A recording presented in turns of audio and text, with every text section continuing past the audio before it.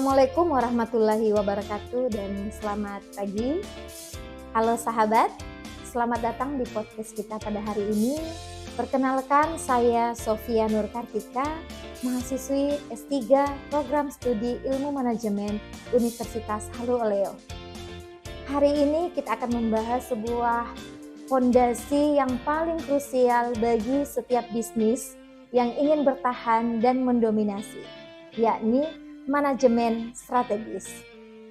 Bapak Ibu semua, coba kita membayangkan, kenapa ada perusahaan yang bisa selamat dari setiap krisis sementara pesaingnya berguguran dalam setahun?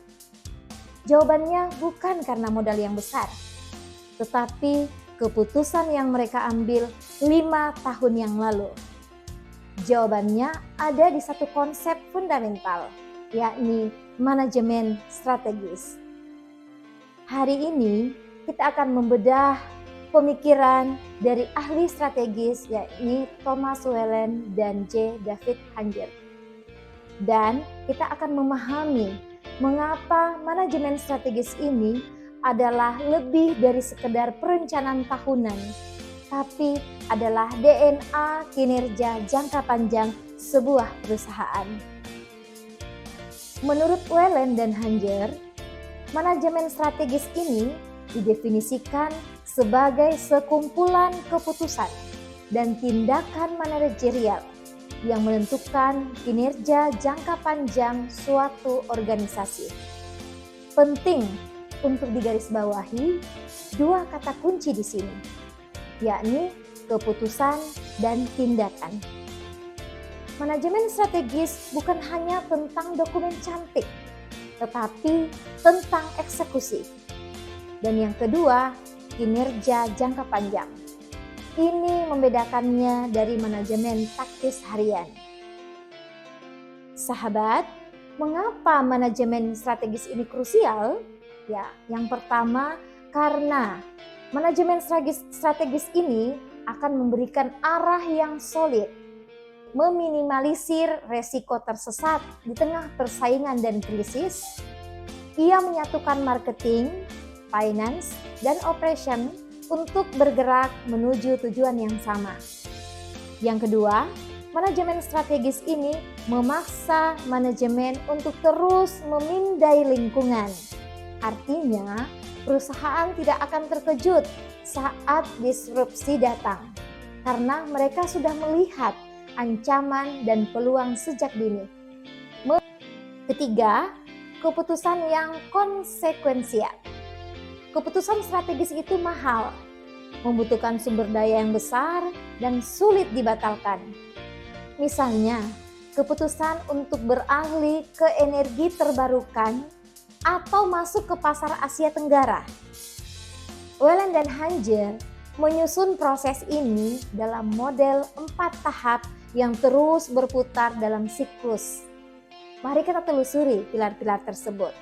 Siklus manajemen strategis ini dimulai dengan melihat keluar dan ke dalam, kemudian menetapkan apa yang ingin kita capai. Pilar pertama adalah pemindaian lingkungan atau environmental scanning. Ini adalah tahap pengumpulan data. Kita perlu tahu di mana kita berada dan apa yang akan datang. Pemindaian lingkungan mencakup faktor eksternal dan internal. Faktor eksternal atau melihat keluar, kita mencari peluang dan ancaman. Ini melibatkan analisis lingkungan sosial seperti tren teknologi, politik, ekonomi, dan demografi. Lingkungan dapat berupa analisis industri dan persaingan Anda. Kita harus tahu seberapa besar ancaman pendatang baru dan seberapa kuat daya tawar pelanggan kita. Dari sisi internal, kita akan melihat ke dalam. Kita mencari kekuatan dan kelemahan internal organisasi. Apa keunggulan unik kita? Apakah itu brand yang kuat? Sumber daya manusia yang berbakat atau teknologi yang tak tertandingi? Hasil dari pemindaian ini diringkas menjadi sebuah faktor-faktor strategis yang akan kita gunakan untuk merumuskan sebuah strategi. pilar kedua, perumusan strategis atau strategy formulation. Setelah tahu kondisi lapangan, sekarang saatnya merancang sebuah peta. Perumusan strategi adalah tahap di mana tujuan dan strategi jangka panjang dibuat. Isinya adalah sebuah misi, di mana pertama kita harus mendefinisikan misi kita apa. Mengapa perusahaan ini ada? Apa yang kita layani? Siapa pelanggan kita? Misi harus jelas dan menginspirasi. Yang kedua adalah tujuan. Tujuan adalah apa yang dicapai. Selanjutnya kita akan tetapkan tujuan yang harus spesifik, terukur, dan memiliki batas waktu yang jelas.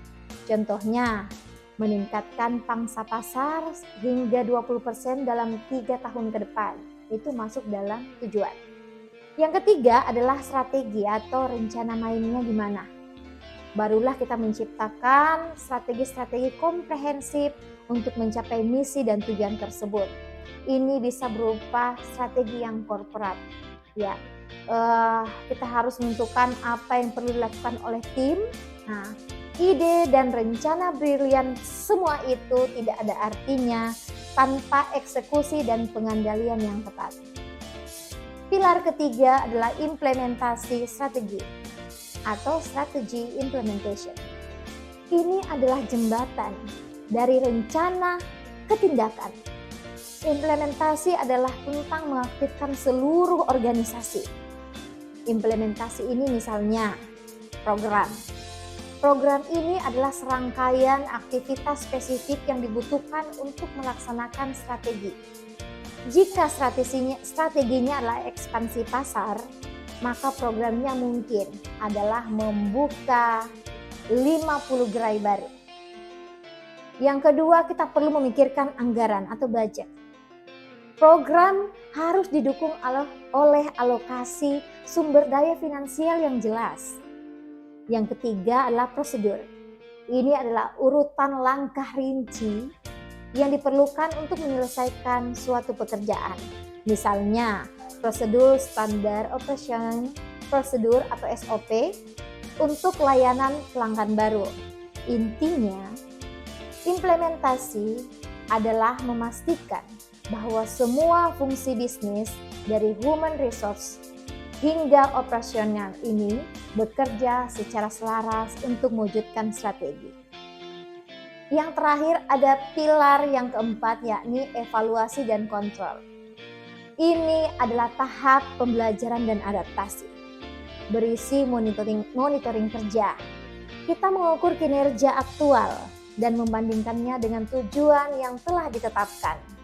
Apakah kita mencapai pangsa pasar yang 20% itu? Ya. Kemudian kita perlu memikirkan umpan balik atau feedback.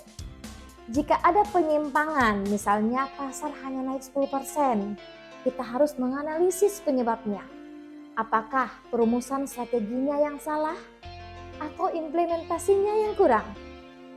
Yang ketiga adalah siklus pembelajaran. Hasil dari evaluasi ini kemudian dikirim kembali ke tahap pertama, yakni pemindaian lingkungan untuk membuat koreksi dan memulai siklus strategi yang baru. Proses ini membuat manajemen strategis menjadi proses yang dinamis dan adaptif. Jadi, manajemen strategis ala Wieland dan Hanger ini bukanlah sekedar model, tapi sebuah filosofi.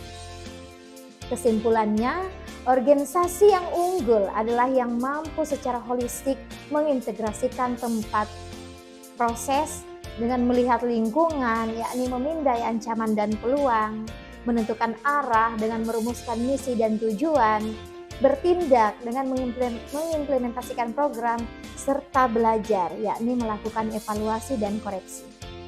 Tantangan Bapak Ibu sahabat hari ini adalah pikirkan organisasi Anda, apakah Anda sedang fokus pada tahap pemindaian atau sudah sibuk di tahap implementasi? Pastikan setiap tindakan Anda saat ini didukung oleh visi dan misi jangka panjang yang jelas. Terima kasih telah mendengarkan podcast kita pada hari ini. Jangan lupa subscribe dan follow kami untuk kawasan strategi lainnya. Sampai jumpa di episode berikutnya. Assalamualaikum warahmatullahi wabarakatuh dan selamat pagi.